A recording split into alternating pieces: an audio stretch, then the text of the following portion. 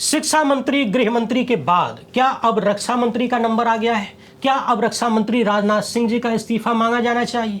जी हां, पिछले कुछ सप्ताह से मोदी सत्ता बहुत बुरे दौर से, या यूं कहिए कि अपने सबसे बुरे दौर से गुजर रही है। पहले युवाओं ने शिक्षा मंत्री का इस्तीफा मांगा, इस्तीफा देना भी पड़ा। वहीं से छात्रों पर गोलीबारी की घटना हुई। लगातार गृह मंत्री का इस्तीफा मांगा जा रहा है और गृह मंत्री कथित रूप से इतने डरे हुए हैं कि सदन में आते तक नहीं। इसी बीच राष्ट्रीय सुरक्षा का एक ऐसा मामला सामने आया है जिसके बाद लोग रक्षा मंत्री और प्रधानमंत्री दोनों का इकट्ठे इस्तीफा मांगने की प्लानिंग में है। और समझने वाली बात यह है कि राष्ट्रीय सुरक्षा के इस मामले को किसी और ने नहीं बल्कि खुद मोदी सरकार के पूर्व केंद्रीय मंत्री ने, जो कि केंद्रीय गृह सेक्रेटरी भी रह चुके हैं, आर.के. सिंह ने उठाया है। पिछले दिनों इसी मामले पर राहुल गांधी भी बोल रहे थे और मामला है चीन द्वारा भारत की जमीन कब्जा करने का। नया मामला है और ध्यान रहे, इस बार अरुणाचल की बात हो रही है, लद्दाख की नहीं। खुद अरुणाचल के युवा वीडियो बनाकर बता रहे हैं कि बहुत जल्द हम लोग चीन का हिस्सा हो जाएंगे क्योंकि चीन कब्जा कर रहा है और मोदी सरकार मुंह में ताला लगा के बैठी है। मोदी सत्ता के ही पूर्व केंद्रीय मंत्री प्रधानमंत्री मोदी और रक्षा मंत्री से क्या क्या सवाल कर रहे हैं वो भी सुनिए। पिछले दिनों राहुल गांधी ने क्या कुछ कहा वो भी देखिए और उन तमाम रिपोर्ट्स को भी खंगालिए जो बता रही है कि अरुणाचल प्रदेश के एक सेक्टर में चीन बड़ी गड़बड़ी कर रहा है और 56 इंच वाले खामोश हैं, मुंह तक नहीं खोल रहे। और समझने वाली बात यह है कि जिस राजनीतिक दल ने ये सारी पोल पट्टी खोली है चीन के घुसपैठ की, अतिक्रमण की, वो एनडीए का साथी दल है। जी हां, चौंकिए मत, बस ध्यान से सुनते जाइए। सबसे पहले इस अरुणाचल के युवा की बात सुनिए। इन्होंने वीडियो बनाकर क्या कुछ कहा है मैं बता रहा हूं। ये युवा कह रहा है कि गुड बाय इंडिया, बहुत जल्द आप सब लोग मुझे चीन में देखेंगे और सिर्फ मुझे ही नहीं पूरे अरुणाचल को चीन में देखेंगे। अरुणाचल में धीरे धीरे करके चीन घुस रहा है, यहाँ की जमीनों को कब्जा कर रहा है। यहाँ की पब्लिक चिल्ला चिल्ला के सरकार को बोल रही है कि एक्शन लो, लेकिन सरकार की तरफ से कुछ नहीं किया जा रहा है। अगर ऐसे ही चलता रहा तो बहुत ज्यादा समय नहीं लगेगा, जल्द ही चीन अरुणाचल को कब्जा कर लेगा। आप सभी भारतीय, हम अरुणाचल वासियों को जल्द ही चीन में देखेंगे, इसलिए मैं एडवांस में गुड बाय बोल रहा हूं। सरकार कुछ कर नहीं रही, हम कुछ कर नहीं सकते, तो मिलते हैं चीन में, गुड बाय। आप चाहें तो ये वीडियो मेरे ट्विटर हैंडल पर जाकर देख सकते हैं। यहां मैं नहीं दिखा सका क्योंकि बैकग्राउंड म्यूजिक चल रही है, मगर इस युवा की आंखों में जो दर्द है, इसकी आवाज में जो गम छुपा हुआ है, उसको समझना बड़ा जरूरी है। सोचिए, जनता बोल रही है कि चीन घुस रहा है, कब्जा कर रहा है, हमें बचाइए, अपने देश को बचाइए, देश की जमीन को बचाइए। और कथित रूप से मोदी सत्ता हाथ में हाथ धर के बैठी है, अपनी कुर्सी संभाल रही है, उसे कोई फर्क नहीं पड़ता। अब सबसे पहले आप खुद मोदी सरकार के ही पूर्व केंद्रीय मंत्री को सुनिए कि उन्होंने क्या कुछ कहा है। ध्यान से सुनिएगा, बड़े अच्छे से समझा रहे हैं। नमस्कार साथियों, मेरा नाम आर.के. सिंह है। मैंने कल एक वीडियो पोस्ट किया था फेसबुक पर, ट्विटर पर, इंस्टाग्राम पर, अपने सीमा सुरक्षा के संबंध में। तो कई जगह से ये मांग आई है कि मैं वही बात हिंदी में भी कहूँ, तदनुसार मैं पुनः हिंदी में पोस्ट कर रहा हूँ। साथियों, मैंने करीब 8 वर्षों तक रक्षा मंत्रालय में काम किया और 7 वर्षों तक गृह मंत्रालय में काम किया, अतः सीमा प्रबंधन संबंधी मामलों में मेरी जानकारी ठीक ठाक है। साथियों, मैंने एक न्यूज पढ़ा, समाचार पढ़ा टाइम्स ऑफ इंडिया में, जिससे चिंता होती है और पूरे देश को चिंता होना चाहिए। उस न्यूज आइटम में लिखा हुआ था कि हमारा एक पेट्रोलिंग पॉइंट है शेरा 5, जहां तक कि हमारे सेना के टुकड़ियां जाकर के पेट्रोलिंग करती थी। अब हमारी सेना की टुकड़ी वहां जाकर के पेट्रोलिंग बंद कर दी और चीन के सेना की टुकड़ी ने जाकर के वहां पर कब्जा जमा लिया है, हमारी संरचनाओं को तोड़ दिया है, टेलटेल साइंस को हटा दिया। ये चिंता की बात है। पेट्रोलिंग पॉइंट क्या होता है, इसकी पृष्ठभूमि क्या है और क्यों चिंता की बात है, मैं आपको बताता हूँ। चीन में और हम में गंभीर सीमा विवाद है। हम लोगों के देश के बीच में सीमा तय हुआ था जिस समय की यहाँ पर अंग्रेजी शासन था। तो हमारी सरकार जो उस समय थी, तिब्बत और चीन की सरकार तीनों बैठ करके जो सीमा तय की, उसका नाम है मैकमोहन लाइन। चीन की वर्तमान शासन उसको मानती नहीं। उसके बाद फिर लड़ाई हुई 1962 में। लड़ाई के बाद जो स्थिति उभरी उसमें वास्तविक नियंत्रण रेखा की बात आई। लड़ाई के बाद अमूमन यही होता है जब तक कि बाउंड्री सीमा पुनः तय नहीं हो जाए। वास्तविक नियंत्रण रेखा कहाँ है, इसके बारे में हम लोगों ने चीन के साथ बैठकर वार्ता करने का प्रयास किया, लेकिन चीन इसमें सहमत नहीं। वास्तविक नियंत्रण रेखा भी तय करने के लिए वो तैयार नहीं है, क्योंकि उसकी नजर हमारे बहुत सारे क्षेत्र पर है जिसको कि हम कदापि मान नहीं सकते, कभी नहीं मान सकते। हमारे नजरिया के अनुसार से जो वास्तविक नियंत्रण रेखा है वहां तक अपना अधिकार जताने के लिए ये तरीका अंतर्राष्ट्रीय तरीका है, हम पेट्रोलिंग पार्टी भेजते हैं। पेट्रोलिंग पार्टी यानी कि हमारी सेना की टुकड़ियां हमारे हिसाब से जो वास्तविक नियंत्रण रेखा है उससे किसी बिंदु तक जाती है, महीना में एक बार 2 बार, जिस बिंदु तक जाती है उसको कहते हैं पेट्रोलिंग पॉइंट। अगर वहां पर हमारी पेट्रोलिंग पार्टी जाना बंद कर दे और चीन वहां आ जाए तो अर्थ यह हुआ कि उस सेक्टर में, उस क्षेत्र पर चीन ने अपना आधिपत्य जमा दिया है, जहां पर पहले मेरा क्लेम था, और हमने अपना क्लेम छोड़ दिया है। इस पेट्रोलिंग पॉइंट पर यही हुआ। ये हुआ तब जबकि हमारी सेना और चीन के सेना के टुकड़ी के बीच में उस पेट्रोलिंग पॉइंट पर आमना सामना हुआ, और उसके बाद से हमारी पेट्रोलिंग पार्टी वहां जाना बंद कर दी। मैं बता दूं आपको, इस प्रकार विभिन्न पेट्रोलिंग पॉइंट्स पर आमना सामना होते आया है। उसके लिए एक ड्रिल है, दोनों टुकड़ियां एक दूसरे को पोस्टर दिखाती है और उसके बाद वापस हो जाती। ये कई स्थानों पर होता रहता है, लेकिन हम अपने पेट्रोलिंग को छोड़ते नहीं। जहां तक कि हमारा क्लेम है, जहां तक कि हमारे हिसाब से वास्तविक नियंत्रण रेखा है, हमारा क्लेम है, हमारा अधिकार जहां तक है, वहां उस अधिकार को बनाए रखने के लिए हम अपनी टुकड़ियां भेजते हैं। क्योंकि कभी न कभी जबकि बाउंड्री सेटलमेंट का क्वेश्चन आएगा तो यह आएगा कि हाँ साहब, तो कहां तक किसका पेट्रोलिंग पॉइंट है, ये कहां तक किसका अधिपत्य है, अधिकार क्षेत्र है, और उसको बनाए रखने के लिए ही ये पेट्रोलिंग होता है। सेना अपनी टुकड़ियां वास्तविक नियंत्रण रेखा तक भेजती। वहां किसी पेट्रोलिंग पॉइंट को छोड़ने के पहले सरकार की अनुमति लेती है सेना, अपने तैयार नहीं छोड़ती है, सरकार के कहने पर ही या सरकार की अनुमति लेकर के ही छोड़ती है। तो शेरा 5 पर पेट्रोलिंग पॉइंट पर आमना सामना हुआ। ये आमना सामना कई जगहों पर पहले भी हुआ, हम लोगों ने पेट्रोलिंग नहीं छोड़ा कभी वहां तक। ये कहां से छोड़ दिया, किसके आदेश से छोड़ा? या तो रक्षा मंत्री का आदेश होगा या प्रधानमंत्री का आदेश होगा। उससे कम पर तो किसी के आदेश पर पेट्रोलिंग पॉइंट काटना नहीं है, छोड़ना नहीं है। तो ये सरकार बतावे कि किसने आदेश दिया इस पेट्रोलिंग पॉइंट को छोड़ने के लिए, अर्थात अपने उस क्षेत्र पर जो मेरा अधिकार है, देश का जो अधिकार है, उसको छोड़ने के लिए किसने आदेश दिया? रक्षा मंत्री ने दिया है, या रक्षा मंत्री के स्तर का ही से भी नहीं होता है तो प्रधानमंत्री का ही अनुमति होगा, तो प्रधानमंत्री बतावे। कितने ऐसे पेट्रोलिंग पॉइंट्स को उन्होंने छोड़ा, हम लोगों ने छोड़ दिया 2014 के बाद, ये भी बतावे। ये बहुत गंभीर विषय है। जहां जहां हम पेट्रोलिंग करना बंद करते हैं, इसका मतलब कि हम वहां तक जो हमारा अधिकार है उसको हम छोड़ दे रहे हैं। चीन आके वहां काबिज हो जा रहा है। सरकार बार बार कहती है कि नहीं साहब, हमारे किसी भी क्षेत्र पर चीन का कब्जा नहीं है। ये क्या है भाई? अपना क्षेत्र कैसे बताते हैं आप? किस आधार पर अपना क्षेत्र बताते हैं? सीमा के आधार पर, मैकमोहन लाइन के आधार पर, या लाइन ऑफ एक्चुअल कंट्रोल के आधार पर? यही दोनों तो है आधार, तीसरा आधार तो है नहीं। सरकार को इन सब बिंदुओं का जवाब देना चाहिए, देना होगा।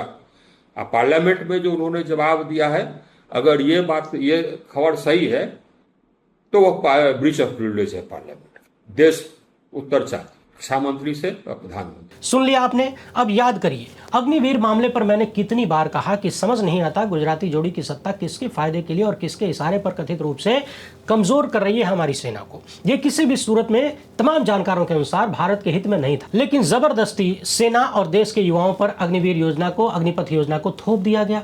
याद करिए, पूर्व में हमारे प्रधानमंत्री जब चीन ने 20 जवानों को शहीद कर दिया तो हुजूर आते हैं और कहते हैं कि न कोई घुसा है न कोई घुसा हुआ है, और इतना कहने में भी चीन का नाम लेने की हिम्मत नहीं हुई। जबकि आए थे चीन को लाल लाल आंख दिखाने, लाल आंखें न जाने कब सफेद हो गई, पता ही नहीं चला। इस मामले पर राहुल गांधी को सुनिए। हमारी पेट्रोलिंग एरिया में चाइना ने अरुणाचल में हमें पेट्रोलिंग करने से मना कर दिया कि भैया हाँ ठीक है, वो सब बात ठीक है, ये आपकी जमीन है, मगर आप यहां पेट्रोलिंग नहीं कर सकते। राजनाथ सिंह जी, अमित शाह जी और नरेंद्र मोदी जी की हवा निकल गई है। वो क्या कर रहे हैं?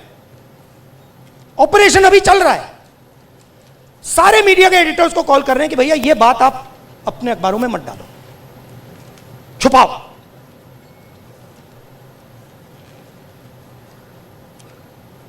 सीधा बिना सोचे समझे देश का नुकसान कर रहे हैं। मैंने देखा, नहीं मैंने अपनी आंखों से देखा, गलवान के बाद प्रधानमंत्री आए, जूम कॉल थी, प्रधानमंत्री कहते हैं हिंदुस्तान की जमीन का 1 इंच चाइना ने नहीं लिया।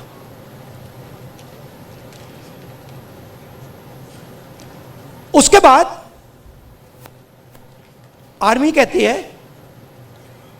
कि भैया हिंदुस्तान की जमीन तो ले गए। आप सोचिए, चाइना को मैसेज किया गया,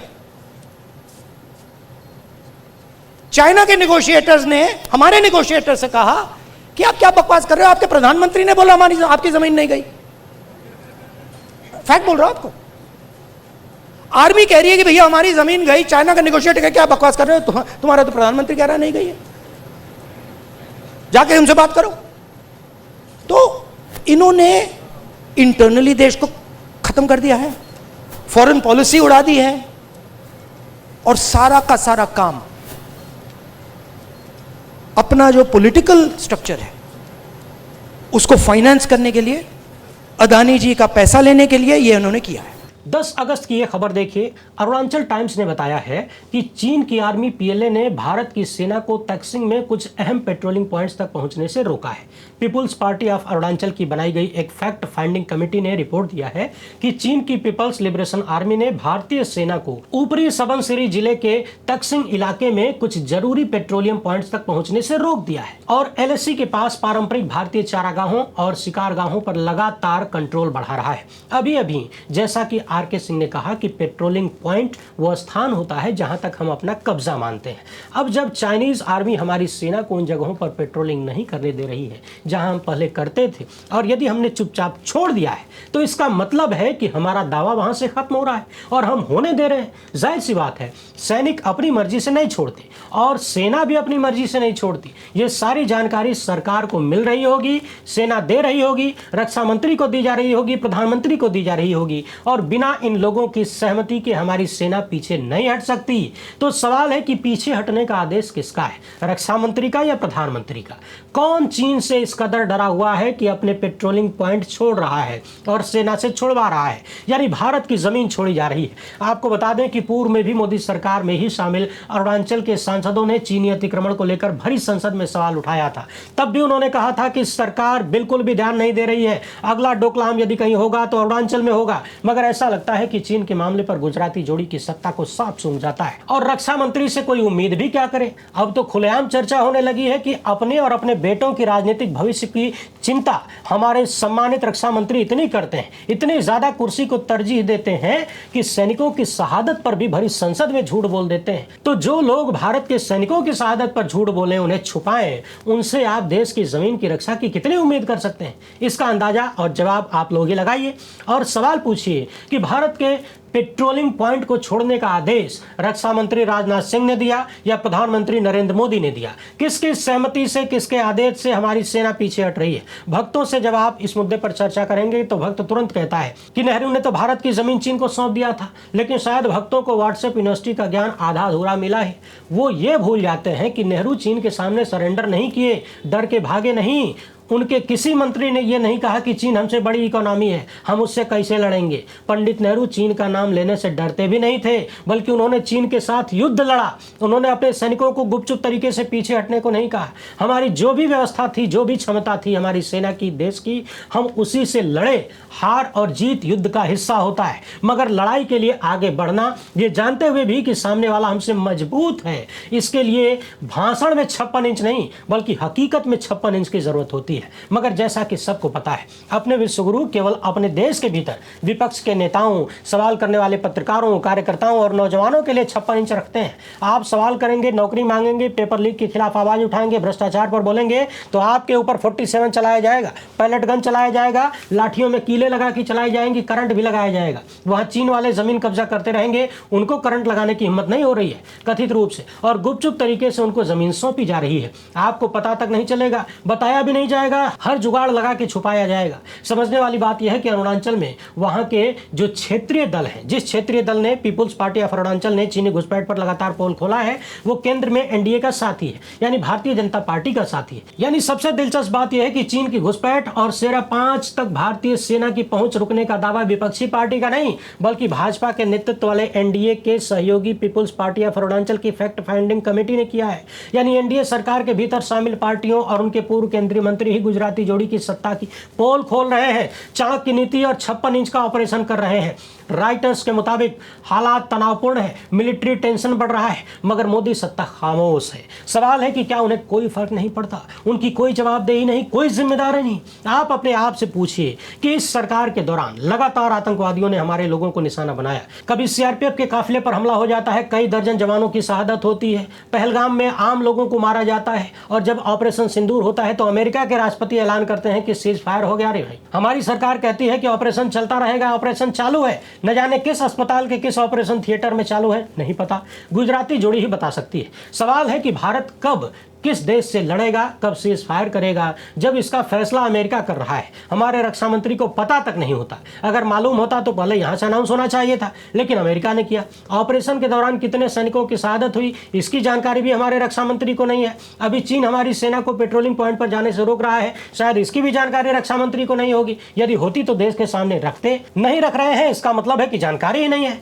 तो सवाल है कि रक्षा मंत्री का जो काम है, अगर वो नहीं कर पा रहे हैं या नहीं कर रहे हैं, अक्षम हो चुके हैं, तो फिर उनको रक्षा मंत्री बने रहने का क्या अधिकार है? किस काम के लिए बने हैं? सिर्फ जनता के टैक्स का करोड़ों रुपया हर महीना अपनी सुरक्षा, खाने पीने और रहने घूमने फिरने में उड़ाने के लिए काहे के रक्षा मंत्री हैं? अगर आप देश की रक्षा नहीं कर सकते, रक्षा संबंधी जानकारी आपको नहीं है, और रक्षा संबंधी जानकारी आप देश के सामने नहीं रखते हैं, छुपाते हैं, झूठ बोलते हैं, बरगलाते हैं, टोपी पहनाते हैं, सैनिकों की शहादत पर भरी संसद में झूठ बोलते हैं और बाद में खुद ही अपने झूठ का पर्दाफाश भी करते हैं, तो फिर किस नैतिक अधिकार से आप रक्षा मंत्री बनने के लायक हैं? कुल मिलाकर ऐसा लग रहा है कि बारी बारी से अपने विश्वगुरु के जितने भी नवरत्न हैं, सबकी पोल पट्टी खुल रही है और हकीकत सामने आ रही है, और खोलने वाले भी इन्हीं के लोग हैं। आप दर्शक ही बताइए, जो व्यक्ति अपने पद पर रहकर अपनी जिम्मेदारियां नहीं निभा रहा हो या नहीं निभा पा रहा हो, उसके बने रहने का क्या अर्थ है? उसे क्यों पद पर बने रहना चाहिए?